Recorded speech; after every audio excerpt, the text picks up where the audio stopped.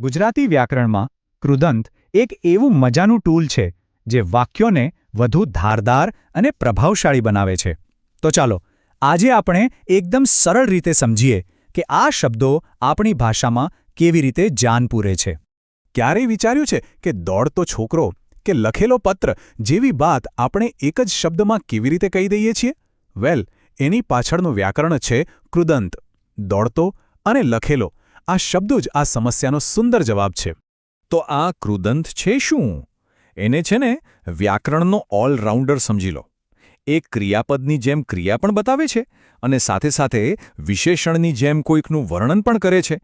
એટલે કે એક જ શબ્દમાં બે કામ. તો ચાલો આ છુપાયેલા એક્શન વર્ડ્સની દુનિયામાં ઊંડા ઉતરીએ. આપણે જોઈશું કે કેવી રીતે આ શબ્દો સમય, હેતુ અને સંબંધ બતાવીને વાક્યોમાં જાદુ ભરી દે છે.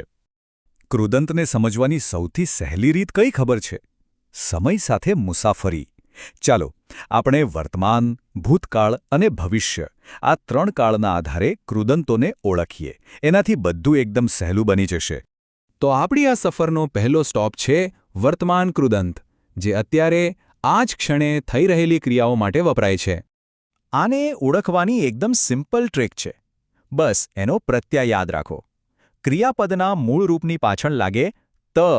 બસ આટલું જ. ત આવે એટલે સમજી લેવાનું કે ક્રિયા ચાલુ છે, ઓનગોઈંગ છે. ચાલો એક ઉદાહરણ જોઈએ તો બધું જ ક્લિયર થઈ જશે. અહીંયા ગાતી શબ્દ શું કરે છે? એ બતાવે છે કે છોકરીની ગાવાની ક્રિયા તે સમયે ચાલી રહી હતી અને સાથે સાથે એ છોકરીનું વર્ણન પણ કરે છે. ઓકે, વર્તમાનકાળ પત્યો. હવે ટાઈમ મશીનમાં બેસીને જરા પાછળ જઈએ, ભૂતકાળમાં. હવે વાત કરીએ ભૂતકૃદંતની, જેનો ઉપયોગ પૂરી થઈ ગયેલી ક્રિયાઓ માટે થાય છે. પણ અહીંયા એક ટ્વિસ્ટ છે. આ કહેવાની બે અલગ અલગ રીતો છે. અહીંયા બે પ્રકાર છે. એક છે સામાન્ય ભૂતકૃદંત. એ બસ સીધી વાત કરે છે કે ભાઈ ક્રિયા પૂરી થઈ ગઈ, જેમ કે મેં પત્ર લખ્યો, વાત ખતમ. પણ બીજો પ્રકાર પરોક્ષ ભૂતકૃદંત. એ જરા જુદો છે. એ ક્રિયાની લાંબા ગાળાની અસર બતાવે છે.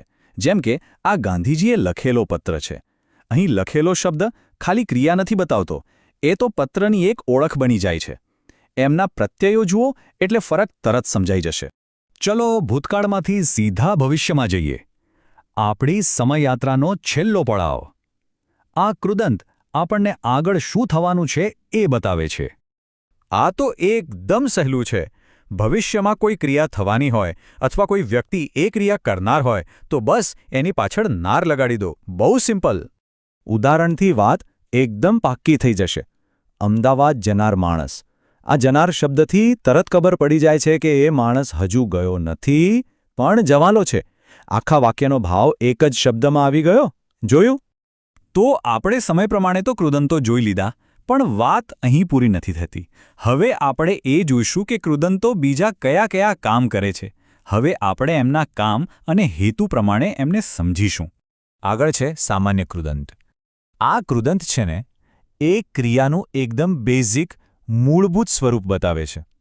જેમ અંગ્રેજીમાં આપણે કહીએ ટુ રન, ટુ ઈટ, બસ એવું જ કંઈક. અહીં કોઈ ટાઈમ બાઈમની વાત નથી, ન વર્તમાન ન ભૂતકાળ. આ તો બસ ક્રિયાને એક આઈડિયા તરીકે, એક સિદ્ધાંત કે એક ફરજ તરીકે રજૂ કરે છે. અને એના માટે પ્રત્યય વપરાય છે વો, વી કે હું. આ વાક્ય જુઓ. વડીલોને માન આપવું. અહીં આપવું એ કોઈ ચોક્કસ સમયની ક્રિયા નથી. આ તો એક સનાતન વાત છે, એક કર્તવ્ય છે. આ જ તો સામાન્ય કૃદંતની ખાસિયત છે. હવે જે કૃદંત આવે છે ને એ બહુ મજાનો છે. એ કેમ અથવા શા માટે એ સવાલનો સીધો જવાબ આપે છે. કોઈ પણ કામ પાછળનો હેતુ એનો પર્પઝ બતાવે છે. જ્યારે પણ એક ક્રિયા કોઈ બીજી ક્રિયા કરવા માટે થતી હોય ત્યારે આ કૃદંત વપરાય છે. અને એની ચાવી છે વા પ્રત્યય. બસ યાદ રાખો, વા એટલે હેતુ. કેટલું સિમ્પલ અને સ્પષ્ટ છે. તે કેમ ગયો? જવાબ છે રમવા. બસ એક શબ્દમાં જ એના જવાનો હેતુ ક્લિયર થઈ ગયો. અને હવે આપણે પહોંચ્યા છીએ આપણા છેલ્લા અને કદાચ સૌથી વધુ વપરાતા કૃદંત પર. આ કૃદંત બે ક્રિયાઓ વચ્ચે એક કડી, એક બ્રિજનું કામ કરે છે. આનું નામ જ છે સંબંધક ભૂતકૃદંત.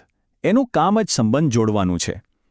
એક ક્રિયા પૂરી થાય અને એના પછી તરત જ બીજી ક્રિયા શરૂ થાય ત્યારે આ બંનેને જોડવા માટે આ કૃદંત વપરાય છે, જેથી વાક્ય એકદમ સ્મૂધ બને. આમ કરીને તેમ કર્યું આવું કહેવું હોય ત્યારે ઈ કે ઈને પ્રત્યય લગાડી દો. એનાથી શું થાય ખબર છે? બે અલગ અલગ વાક્યો બોલવાને બદલે એક જ સળંગ વાક્ય બને છે, જે સાંભળવામાં વધુ સારું લાગે. આ જુઓ, કેટલું સરસ ઉદાહરણ છે. તેણે જમ્યું અને પછી તે ઊંઘી ગયો.